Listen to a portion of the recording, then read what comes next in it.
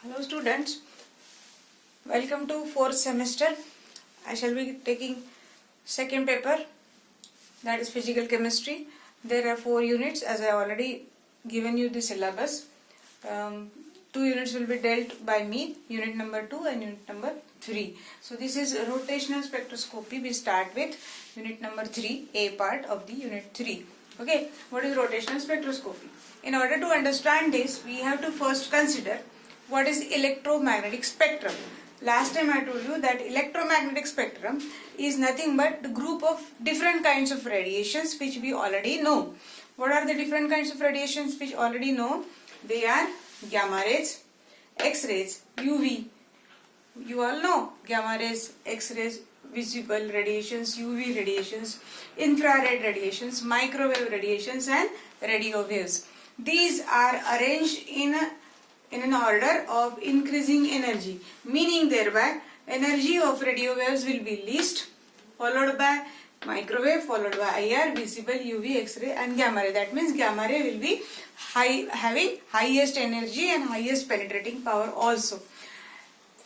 Further, they are also arranged in a particular wavelength. Wavelength goes on increasing in this direction. So you simply remember that it is the group of radiations called as electromagnetic radiation. As the name suggests, electromagnetic, that means it consists of 2 components. One is electrical component and another is magnetic component, and hence the name electromagnetic radiations. Now, out of these electromagnetic radiations, for rotational spectroscopy, we consider these microwave radiations. Okay, microwave radiations, whenever they interact with the molecule, any molecule or substance, chemical substance, that interaction results into the rotational spectroscopy. What is it? When the microwave radiations interact with the molecules. Okay, so what is the structure of an atom? Let us come to the molecule. We know that an atom is nothing but a nucleus present in the center and all the orbitals are arranged in this fashion. This first one is called as K shell, all of you know, where this is also called as principal level, principal orbital. First is K shell, where n is equal to 1, that is principal quantum number n is equal to 1.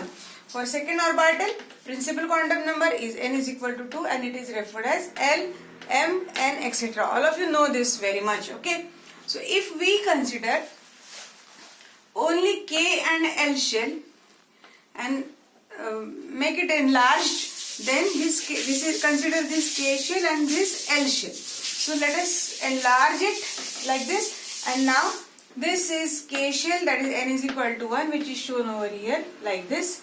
Whatever I am showing, you concentrate on that only. Rest of the things we will see later. So this is K shell, that is n is equal to 1. This is L. So this L is nothing but n is equal to 2. Principal quantum number hai n is equal to 2. That means this is L shell. So this is K shell, this is L shell. But in between this K and L shell, further energy levels are present, and each principal energy level, that is n is equal to 1 and n is equal to 2, is further divided, you may say. The better word is quantized. It is further quantized. लेकिन हमको quantize नहीं समझता, तो हम अपनी language के लिए हम बोलेंगे they are divided into different vibrational levels. So this n is equal to 1 and n is equal to 2. In between, this is V is equal to 1 and V is equal to 2. These are the vibrational levels which are present over here. Okay, it's not that it is only V is equal to 1 and 2. It goes up to V is equal to 1, 2, 3, 4 like that. But for this small board, I have shown only 2 levels. Okay. Then further, each vibrational level, look at V is equal to 1 and V is equal to 2, or V is equal to 0 and V is equal to 1. Any one can be considered. Each vibrational level is further quantized or divided into different levels. This is one level, this is another level, which is shown as J is equal to 1 and J is equal to 2. So this J represents rotational quantum number. So we can say that each vibrational level, V is equal to 1 to 2, is further divided into various rotational levels represented by J is equal to 1, J is equal to 2, 3, 4, 4, like that. Okay, again this can be 1 2 3 4 5 6 anything further. You got it? This is very important concept to be considered over here. Now, whenever electron is present in the ground state, that is n is equal to k shell is considered to be ground shell. Yeah? So this k is nothing but n is equal to 1. So whenever electron is present in this ground state where n is equal to 1, v is equal to 1, j is equal to 0 like that. V is equal to 0, j is equal to 0 is like that.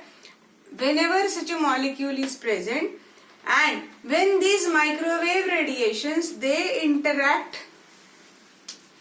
they come and they interact with this electron in the ground level, what will happen? The electron which is present over here will go to the next energy level, that is say j is equal to 1 within the same vibrational level. It cannot go from this j is equal to 1 to 2 like that. Okay.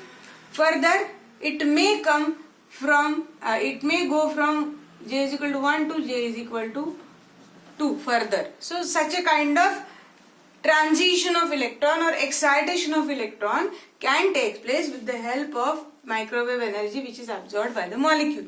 Okay, and whenever such a transition from j is equal to 1 to 2 or 2 to 3 takes place, a spectrum is obtained which is shown over here. This is y-axis, that is nothing but intensity of the transition, and here j is equal to 0, 1, 2, 3, 4, 5 like that are plotted. Every time we get a kind of a straight line over here, and if we plot a graph, this kind of a spectrum is obtained which is called as rotational spectrum, and this study of rotational spectrum is referred as rotational spectroscopy. Got it? Again, in short I shall tell you, whenever microwave radiations from the electromagnetic radiation interact with the electron in the ground state and transition from lower level or ground level to the excited rotational level, from lower rotational level to excited rotational level takes place, a graph which is obtained for the intensity versus the J, that is rotational quantum number. This graph or spectrum is called as rotational spectrum, and study of such a rotational spectrum is referred as rotational spectroscopy. Followed? Okay. This is the nature of the graph, and further there are two set rules which have to be followed over here.